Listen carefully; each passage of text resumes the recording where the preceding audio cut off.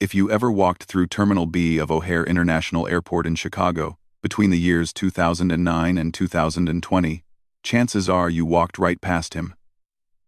You probably didn't notice. Nobody ever did. His name was Leo. And he pushed a mop across those floors for 11 years. 11 years of watching people rush by.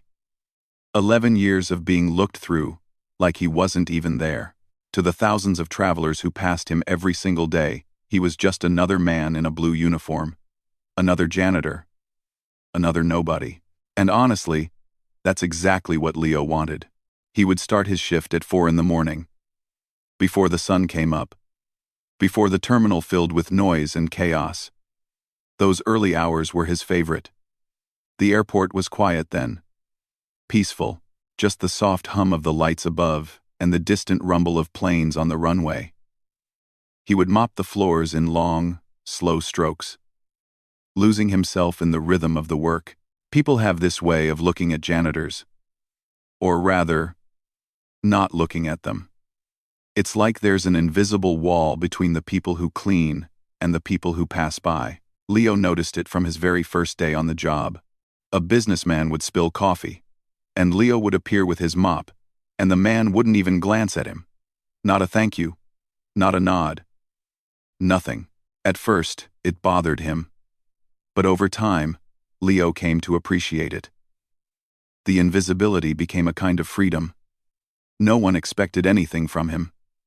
No one asked questions about his past. No one looked at him and wondered what could have been. Because if they had looked closer, if they had taken just one moment to really see the man behind the mop, they would have noticed something unusual. His hands. Even after years of manual labor, his fingers were long and elegant. The kind of hands you might see on a surgeon, or a sculptor, or a pianist, and that's exactly what Leo used to be. 23 years before he ever picked up a mop, Leo had been a different person entirely. At 19 years old, he was one of the most promising young pianists in the country. He had started playing at the age of 4, taught by his grandmother who had once played in concert halls across Europe before immigrating to America. She recognized the gift in him immediately, the way his small fingers found the keys, the way he could hear a melody once and play it back perfectly. By the time he was 12, Leo was winning competitions. By 15, he had been accepted into one of the most prestigious music conservatories in the nation. His teachers said he had something rare, not just technical skill, which could be taught, but something deeper. Soul. When Leo played, people felt it in their chests. They cried without knowing why. At 19, he performed at Carnegie Hall. It was the greatest night of his life. He played Chopin, his grandmother's favorite, and when he finished, the audience rose to their feet. His grandmother was in the front row, tears streaming down her face. His young wife sat beside her, holding her hand, both of them glowing with pride. Life was perfect. Everything Leo had ever dreamed of was coming true. Record labels were calling. Concert halls around the world wanted to book him. Critics were already comparing him to the legends. And then, 3 months after Carnegie Hall, everything ended. It was a rainy night in November. Leo was driving home from a rehearsal. His wife was in the passenger seat, telling him about her day, laughing about something her coworker had said. The road was slick. The other driver ran a red light. Leo didn't even have time to react. He woke up in a hospital 4 days later. The first thing he saw was his mother's face, and he knew immediately. He knew before anyone said a word. His wife was gone. The woman he had loved since he was 17 years old, the woman he had married just 2 years before, the woman who was carrying their first child, gone. All of them. Gone in an instant. Leo spent 3 months in that hospital. His body healed slowly. 2 broken legs, cracked ribs, a punctured lung. But the worst damage was to his left hand. The nerves had been crushed in the impact. Doctors performed 4 surgeries trying to restore full function. They told him he was lucky to have any movement at all. Lucky. That's the word they used. When Leo finally left the hospital, he was a broken man. Not just physically, but in every way, a person can be broken. He moved back in with his mother. He barely spoke. He couldn't eat. He would lie in bed for days at a time, staring at the ceiling, replaying that night over and over in his mind. His grandmother tried everything to bring him back. She would sit by his bed and talk to him about music, about the composers he used to love. One day, she brought a small keyboard into his room and placed it beside him. "Play something," she said gently. "Anything. It will help." Leo looked at the keyboard, then looked at his damaged hand, and something inside him shattered completely. He picked up the keyboard and threw it against the wall. "I can't," he said. "Don't you understand? I can't." His grandmother never mentioned music again after that. She passed away 2 years later, and with her went the last connection Leo had to his former life. The years that followed were dark ones. Leo drifted from job to job, city to city. He worked in warehouses. He washed dishes in restaurants. He did whatever he could to survive and to stay invisible. Music was everywhere, of course, in stores, in elevators, on the radio. Every time he heard a piano, it felt like a knife in his chest. Eventually, Leo ended up in Chicago. He applied for a janitorial position at O'Hare Airport, and something about the job felt right. Airports are strange places. Everyone is coming from somewhere, going somewhere else. Everyone is in between. That's how Leo felt about his own life. Permanently in between. Stuck in a terminal, waiting for a flight that would never come. So he mopped floors, he emptied trash cans, he cleaned bathrooms and wiped down seats and picked up the countless items travelers left behind. Day after day, year after year, the work was simple and honest, and it asked nothing of him except his time. Some of his co-workers tried to get to know him in those first few years. They would invite him to lunch or ask about his weekend, but Leo always kept his distance. Not because he was unfriendly, but because he didn't know how to explain who he was anymore. How do you tell someone that you used to be extraordinary, that you once made thousands of people cry with nothing but your hands and a piano, that you lost everything and now you mop floors for a living? You don't. You just keep your head down and push the mop. And for 11 years, that's exactly what Leo did. He became invisible. He became nobody. He buried the pianist so deep inside himself that sometimes he almost forgot that person had ever existed. Almost. Because every now and then, late at night, when he couldn't sleep, Leo would catch himself moving his fingers against his bedsheet, playing silent notes on invisible keys. The muscle memory was still there, buried beneath years of grief and silence. The music was still inside him somewhere, waiting. He just didn't know if he would ever have the courage to let it out. In the spring of 2019, the airport installed a piano in Terminal C. It was part of some new program the city was trying out. Art in Transit, they called it. The idea was to make airports feel less cold and sterile, more human. They put up paintings on the walls, sculptures in the corners, and right there in the middle of the terminal, a beautiful black upright piano with a small sign that read, "Play Me." Leo noticed it the first day it appeared. He was pushing his cart past the food court when he saw a small crowd gathered around something new. He stopped, curious, and that's when he saw it. The piano, just sitting there in the open, waiting for anyone brave enough to sit down and play. His heart did something strange in that moment. It clenched tight, like a fist closing around it. He hadn't been this close to a piano in over a decade. He had avoided them the way some people avoid old photographs or certain songs on the radio. Too many memories. Too much pain. Leo stood there for a long moment, frozen. A teenage girl sat down at the bench and started playing some pop song. Badly. People smiled politely and walked on. The girl laughed, stood up, and rejoined her friends. Leo forced himself to keep moving. He pushed his cart forward, eyes straight ahead, and told himself not to look back. But over the following weeks, something shifted inside him. Every day, his cleaning route took him past that piano. And every day, he found himself slowing down just a little, watching, listening. Most of the time, the piano sat empty. Occasionally, A child would bang on the keys while their parents took photos. Sometimes a college kid would sit down and play something recognizable, and a small crowd would gather to listen. Once, an old man in a military veteran's cap played a slow, beautiful rendition of a song from the 1940 seconds, and Leo had to walk away quickly because his eyes were starting to burn. The piano called to him. There was no other way to describe it. It was like a voice whispering in the back of his mind, getting louder every day. His fingers would itch when he walked past. At night, he would lie in bed and think about how the keys would feel beneath his hands. Would he even remember how to play? Could his damaged hand still do what it used to do? He tried to ignore it. He told himself he was being foolish. That part of his life was over. The man who played Carnegie Hall was dead and buried. And Leo the janitor had no business sitting at any piano. But the wanting wouldn't stop. December came, and with it, the chaos of holiday travel. The airport was packed every single day. Long lines at security, overcrowded gates, stressed-out families dragging overstuffed suitcases. It was Leo's busiest time of year, and he welcomed it. The extra work kept his mind occupied, kept him from thinking too much. Then came December 19th.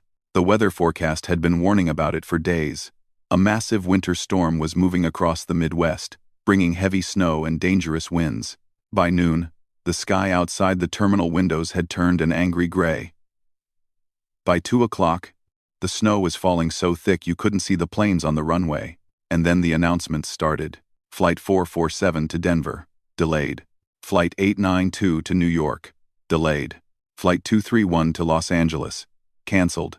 One by one, the departure boards lit up with red letters. Delayed. Canceled. Delayed. Canceled.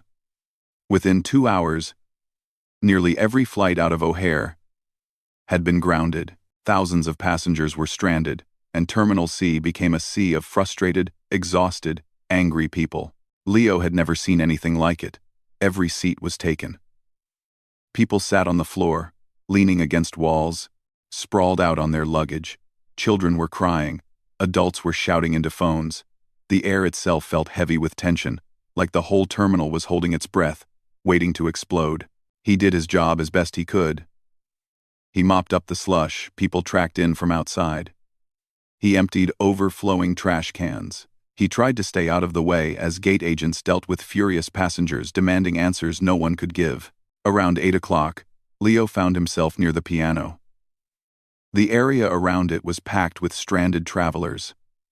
A young mother sat on the floor nearby, trying to comfort a toddler who had been crying for what seemed like hours. The child's face was red and wet with tears, and the mother looked like she was about to break down herself.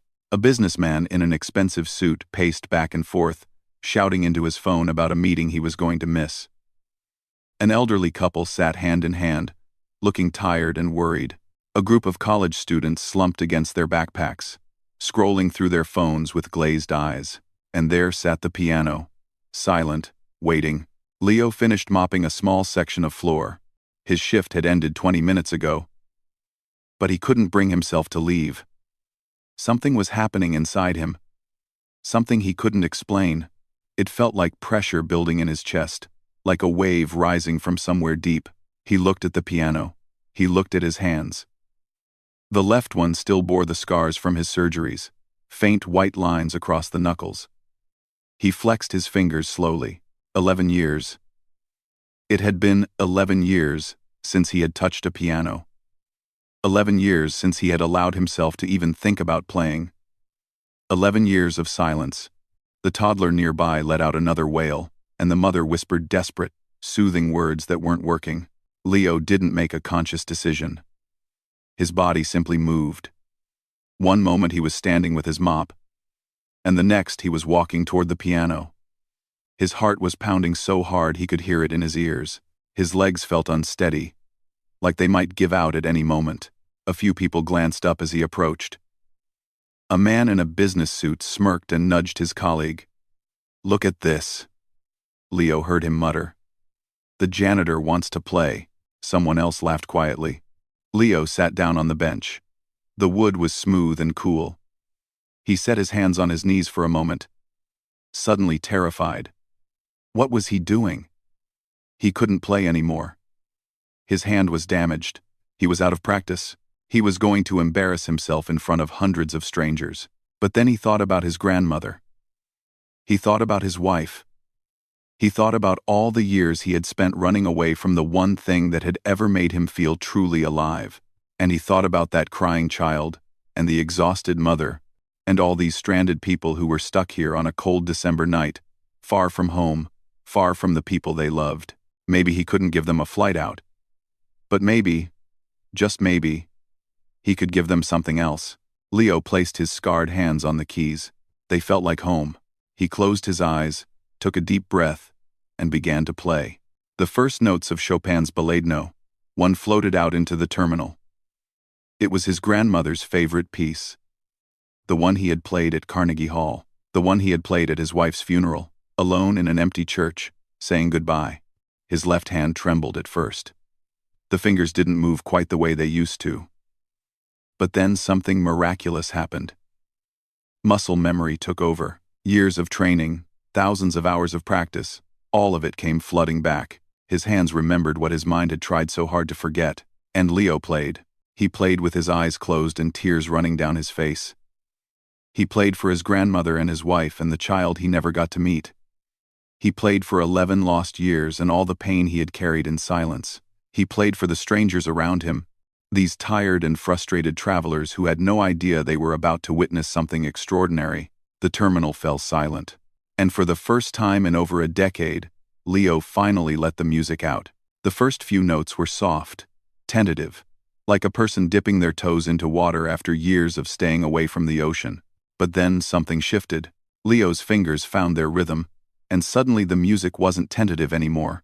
It swelled and grew, filling the terminal with a sound so rich and so beautiful that it seemed impossible it could be coming from a single instrument. Played by a single man in a janitor's uniform, a woman near the coffee shop stopped mid-sentence. A man arguing on his phone slowly lowered it from his ear. The group of college students looked up from their screens, one by one, drawn by something they couldn't explain. And the crying toddler? The one who had been wailing for hours, driving everyone nearby to the edge of their patience? She went quiet. Her little red face turned toward the music, tears still wet on her cheeks, and she simply listened. Her mother stared at Leo with her mouth slightly open, frozen in disbelief. The piece Leo was playing was Chopin's Ballade. No. 1-inch G minor. It's considered one of the most difficult piano compositions ever written. Professional pianists spend years mastering it. It requires not just technical precision, but emotional depth, the ability to tell a story without words. And Leo was telling a story. He played with his eyes closed, his body swaying gently with the melody. The scars on his left hand caught the light as his fingers danced across the keys. Anyone watching closely could see that something wasn't quite right with that hand. It moved a little differently than the other one. Certain stretches seemed to cause him pain, but he pushed through it. He played like his life depended on it, because in a way, it did. All around the terminal, people began to move closer. They rose from their seats and left their luggage behind. They stepped away from the departure boards they had been anxiously watching. They gathered in a growing half-circle around the piano, drawn by the music like moths to a flame. Nobody spoke. Nobody checked their phones. For a few precious minutes, hundreds of strangers forgot about their canceled flights and missed connections. They forgot about the snow falling outside and the long night ahead of them. They just listened. A businessman in an expensive suit, the same one who had laughed when Leo sat down, stood near the back of the crowd. His face had changed completely. The smirk was gone. In its place was something that looked almost like shame. He wiped his eyes with the back of his hand and looked away, hoping no one would notice. Near the front, an elderly woman clutched her husband's arm. Tears streamed down her wrinkled face. "Harold," she whispered. "Harold, are you hearing this?" Her husband nodded slowly, unable to speak. A young woman named Priya had been having one of the worst days of her life. She was a college student trying to get home to see her family for the holidays. Her flight had been canceled twice, She had been stuck in the airport for 9 hours. Her phone was almost dead. She was tired and frustrated and homesick, and she had been seriously considering just curling up on the floor and crying. But then she heard the music. She pushed through the crowd until she could see the piano, and what she saw didn't make any sense. There was a janitor sitting at the bench, a middle-aged man in a blue uniform with a mop and bucket parked nearby. His name tag was still clipped to his chest. His work boots were wet from the slush he had been cleaning all day, and he was playing like nothing she had ever heard in her life. Priya pulled out her phone. She didn't even think about it. She just started recording. Her hands were shaking slightly, and she had to blink away tears to keep the screen in focus. The music built to a crescendo. Leo's whole body was involved now, leaning into the keys, pouring everything he had into the instrument. The notes came faster and more complex, weaving together in patterns that seemed impossible for human hands to create. And then, in the final movement, something happened that no one in that terminal would ever forget. Leo's left hand faltered. Just for a moment. A slight hesitation, barely noticeable to anyone who wasn't a trained musician. But Leo noticed. And instead of panicking, instead of stopping, he adjusted. He improvised. He turned that tiny mistake into something intentional, something beautiful, a small variation that added depth to the piece rather than taking away from it. That's when people really started to cry, because they could see it now. They could see that this wasn't just a performance. This was a man fighting through something. This was pain transformed into beauty. This was whatever he had been carrying all these years finally finding its way out. The final notes hung in the air like a question waiting to be answered. And then, silence. For a long moment, nobody moved. Nobody breathed. The terminal was completely still, as if the whole world had stopped to listen and hadn't yet started again. Then someone started clapping. It was the elderly woman at the front. She clapped slowly at first, tears still running down her face. Then her husband joined in. Then the mother, with the toddler. Then the businessman in the expensive suit who had mocked Leo just minutes before. Within seconds, the entire terminal erupted. Hundreds of people were on their feet, applauding, cheering, wiping their eyes. The sound bounced off the walls and windows, filling the space with something that felt almost like joy. People who had been strangers an hour ago were hugging each other. The toddler was laughing now, clapping her tiny hands together, feeding off the energy around her. Leo sat very still on the piano bench. His hands rested on his knees. His eyes were still closed. The tears on his face caught the terminal lights. He didn't know how to process what was happening. The applause, the cheering, the overwhelming wave of emotion coming from all directions. It was too much. It was everything he had run away from for 11 years, crashing back into him all at once. Slowly, he opened his eyes. The first thing he saw was the crowd. All those faces looking at him. Not through him. Like he had become accustomed to. At him. Seeing him, really seeing him, maybe for the first time since he had put on that uniform. The second thing he saw was a young woman with a phone pointed in his direction. Leo stood up from the bench. His legs were unsteady. He nodded once, a small gesture of acknowledgement, unsure of what else to do. Then he walked over to his mop and bucket, picked them up, and began to push them toward the maintenance corridor. People tried to stop him. They reached out, wanting to shake his hand, wanting to say something. A woman grabbed his arm and said, "That was the most beautiful thing I've ever heard." A man stepped in front of him and asked, "Who are you?" But Leo just smiled politely, gently pulled away, and kept walking. He disappeared into the service hallway, and the crowd was left standing there, stunned, wondering if they had just imagined the whole thing. But Priya had proof. 12 minutes and 43 seconds of proof, right there on her phone. That night, from her hotel room near the airport, she posted the video online. She didn't have many followers. She wasn't trying to make anything go viral. She just felt like the world needed to see what she had seen. She added a simple caption. "A janitor just made an entire airport cry. Who is this man?" Then she plugged in her phone to charge and went to sleep, having no idea what was about to happen. By the time she woke up the next morning, the video had been viewed 3 million times, and Leo's quiet, invisible life was about to change forever. The internet has a way of finding people. It doesn't matter how hard you try to hide, how carefully you've erased your tracks, how completely you've disappeared into a new life. When millions of people decide they want to know who you are, they will figure it out. And millions of people wanted to know who Leo was. By the second day, the video had crossed 50 million views. It had been shared on every major social media platform. News channels were running segments about it. Morning talk shows were playing clips. The headline was everywhere. Mystery airport janitor stuns crowd with world-class piano performance. People couldn't stop watching it. They would play it once, then play it again. They would send it to their friends and family with messages like, "You need to see this, and I'm literally crying right now." Something about the video touched people in a way that was hard to explain. Maybe it was the unexpectedness of it. Maybe it was the raw emotion on Leo's face. Maybe it was the reminder that extraordinary things can hide in ordinary places. Whatever it was, the world was obsessed, and the hunt began. Internet detectives started piecing together clues from the video. They identified the terminal. They identified the airport.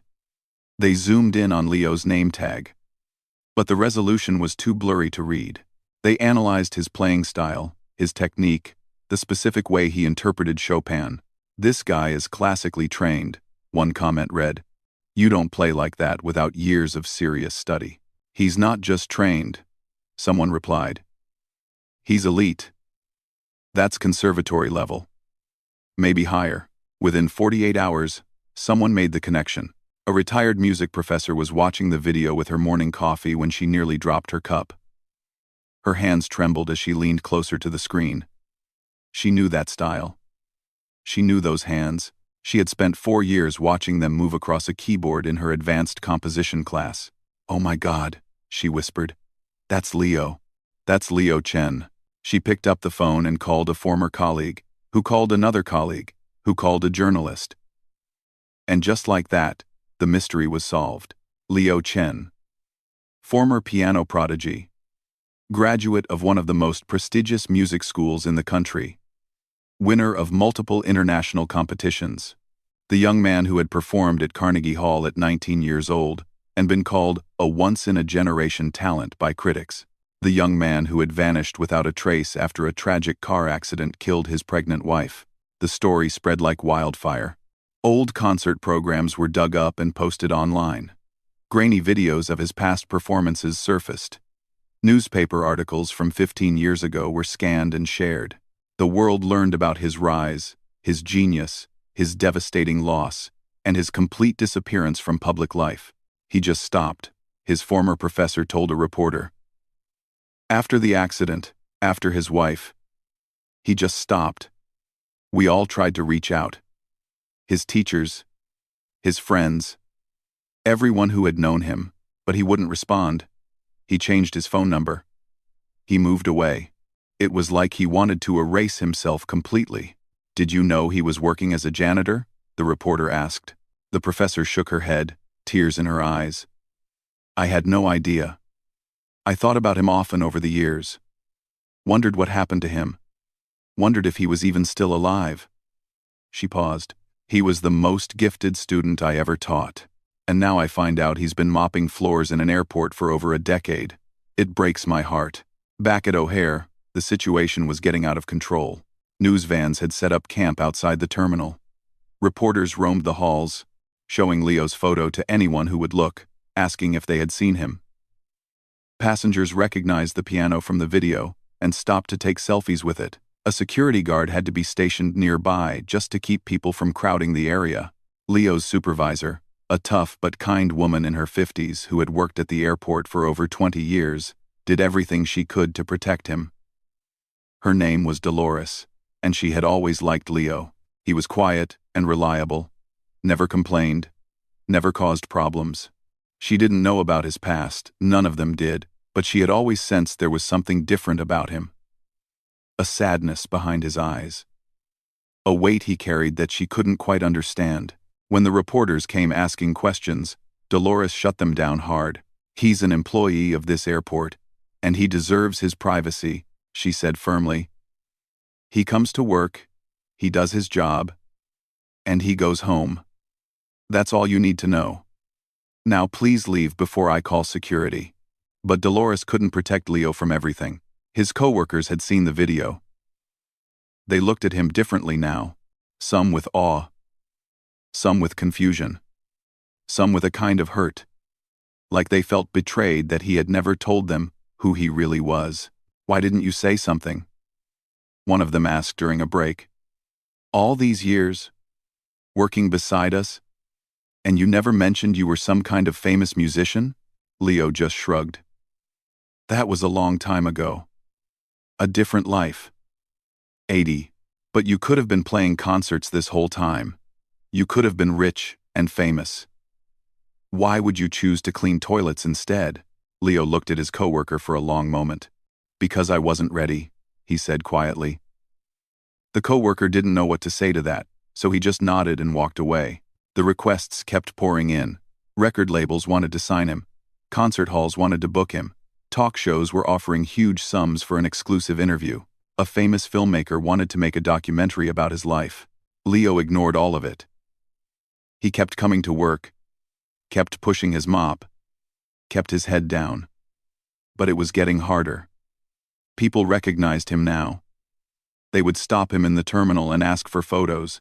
Some would cry and tell him how much the video had meant to them.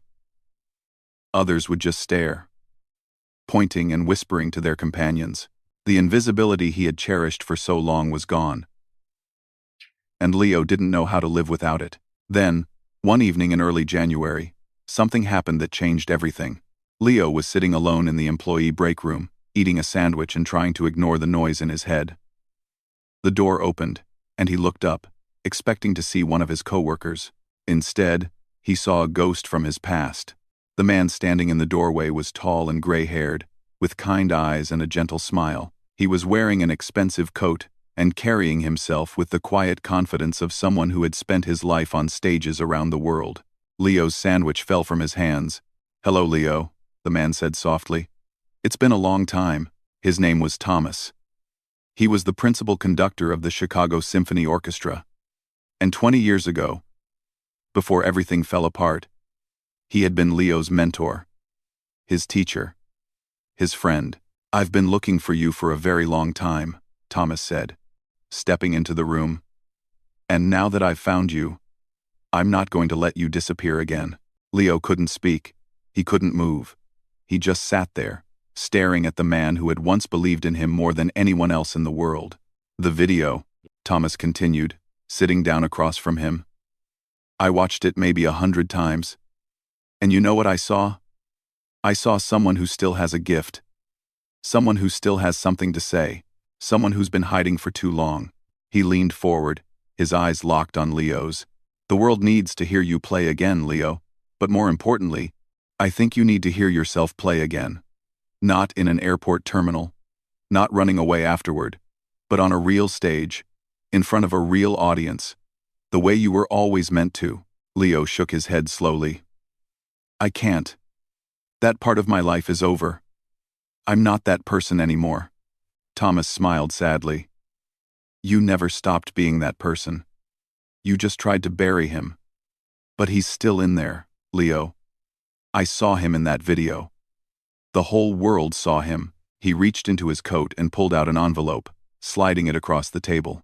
"The Chicago Symphony is performing in 3 months. I want you to be our guest soloist.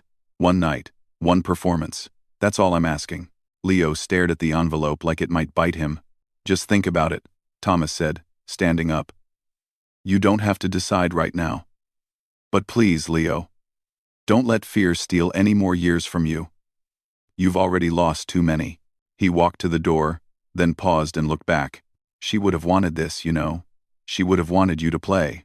And with that, he was gone. Leo sat alone in the break room. The envelope untouched on the table in front of him, his heart pounding with something he hadn't felt in a very long time. It felt almost like hope. The envelope sat on Leo's kitchen table for 2 weeks. He would look at it every morning while he drank his coffee. He would look at it every night before he went to bed. Sometimes he would pick it up, turn it over in his hands, run his fingers along the edge, but he never opened it. He was afraid. Not of the performance itself, though that terrified him too. He was afraid of what it would mean. For 11 years, he had built a life around silence, around invisibility, around the idea that the man he used to be was gone forever. If he opened that envelope, if he said yes, he would have to admit that man was still alive, that he had been alive all along, just waiting, and that meant facing everything he had been running from. The dreams started again. He hadn't dreamed about her in years, but now she came to him almost every night. His wife, she would be sitting beside him on a piano bench, the way she used to when they were young. She wouldn't say anything. She would just smile at him with those warm brown eyes and rest her head on his shoulder. He would wake up with tears on his face and an ache in his chest that wouldn't go away. One night, around 3 a.m, Leo found himself standing in front of his closet. He hadn't opened the back of it in over a decade, but something pulled him there. Something he couldn't resist. He pushed aside old coats and forgotten boxes until he found what he was looking for. A small wooden chest, covered in dust. His hands trembled as he lifted the lid. Inside were the things he had saved from his old life. Concert programs with his name on them. A photo of his grandmother at her piano in the old country. His wife's favorite scarf, still faintly holding her perfume after all these years. And at the very bottom, a simple silver watch. She had given it to him on their wedding day. He remembered her hands shaking as she clasped it around his wrist. "So you never lose track of time," she had said, laughing. "And so you're never late to our anniversary dinners." He had taken it off the day of her funeral and never put it back on. Leo held the watch now, feeling its weight in his palm. The battery had died long ago. The hands were frozen at 7:42. The exact time they had said their vows. He sat on the floor of his closet, surrounded by memories, and finally let himself feel everything he had been pushing away. The grief, the guilt, the terrible loneliness of the past 11 years. He cried harder than he had cried since the night he lost her. Deep, shaking sobs that seemed to come from somewhere below his bones. And somewhere in the middle of all that pain, something shifted. He thought about what Thomas had said. She would have wanted this. And he knew it was true. His wife had loved watching him play more than anything in the world. She used to joke that she fell in love with his hands before she fell in love with him. When he performed, she would sit in the front row. And afterward, she would tell him every single detail she had noticed. The way he leaned into certain passages, the expressions on his face, the moments where she could tell he had lost himself completely in the music. "That's when you're most beautiful," she used to say. "When you disappear into the notes." He had stopped playing because it reminded him of her. Because the music was so tangled up with his love for her that he couldn't separate them. But sitting there on his closet floor, holding her watch, Leo finally understood something. The music wasn't a reminder of what he had lost. It was a connection to what he still had. She lived in those notes. She lived in every melody she had ever heard him play, and by silencing himself, he hadn't been honoring her memory. He had been burying it. The next morning, Leo opened the envelope. The following 3 months were the hardest of his life. He practiced every day, sometimes for 8 or 10 hours. His left hand screamed in protest. Some days, he could barely move his fingers. He saw a specialist who gave him exercises and told him he was pushing too hard. He pushed anyway. He worked with Thomas twice a week, relearning pieces he had once known by heart. There were moments of frustration so intense, he wanted to quit. There were moments of doubt so deep, he couldn't see the bottom. But there were also moments of breakthrough, moments where his hands remembered what his mind had forgotten, moments where the music flowed through him like it used to, like water finding its way back to the sea. He chose to play Chopin for the concert. The same piece he had played in the airport. The same piece he had played at Carnegie Hall all those years ago. His grandmother's favorite. The night of the performance arrived faster than seemed possible. Leo stood backstage at Symphony Center in Chicago, wearing a simple black suit. His hands were shaking. His mouth was dry. Through the curtain, he could hear the murmur of 2,000 people taking their seats. Thomas found him in the wings and put a hand on his shoulder. "How are you feeling?" "Terrified," Leo admitted. Thomas smiled. "Good. That means you care. What if I can't do it? What if I get out there and freeze? Then you'll unfreeze. And you'll play. Because that's what you were born to do." The house lights dimmed. The murmur of the crowd faded to silence. Leo heard his name announced. And then there was applause. Hundreds of people clapping for him. People who had seen the video, people who knew his story, people who had come to witness whatever was about to happen. He walked onto the stage. The lights were blinding at first. He couldn't see the audience, just a vast darkness beyond the glow. The piano sat center stage, a beautiful Steinway grand. Waiting for him like an old friend, Leo sat down on the bench. The applause faded. The silence that followed was so complete. He could hear his own heartbeat. He looked at his hands.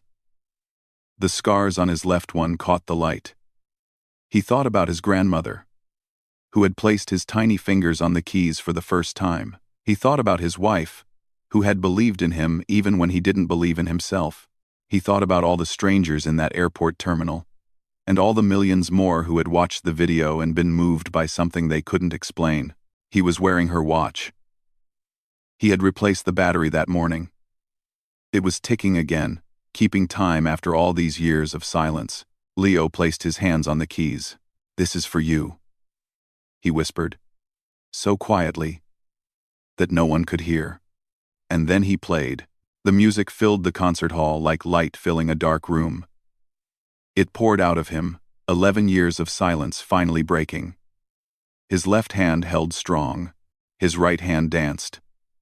The notes wove together into something that was more than sound, more than melody. It was a story. His story. A story of love and loss and grief and healing. A story of a man who had buried himself alive and finally clawed his way back to the surface. When he finished, there was a moment of absolute stillness. Then the audience rose. Every single person in that concert hall stood up, and the applause was like thunder. People were crying. People were cheering. The sound washed over Leo in waves, and this time he didn't run away. He stood up from the bench and looked out at the crowd. For the first time in over a decade, he let himself be seen. Really seen. And somewhere in that audience, he could almost feel her, sitting in the front row like she always used to, smiling at him with those warm brown eyes. Proud of him for finally coming home, Leo took a bow. Behind him, the piano gleamed under the lights, patient and faithful as ever. And in his chest, where the silence used to live, there was music again.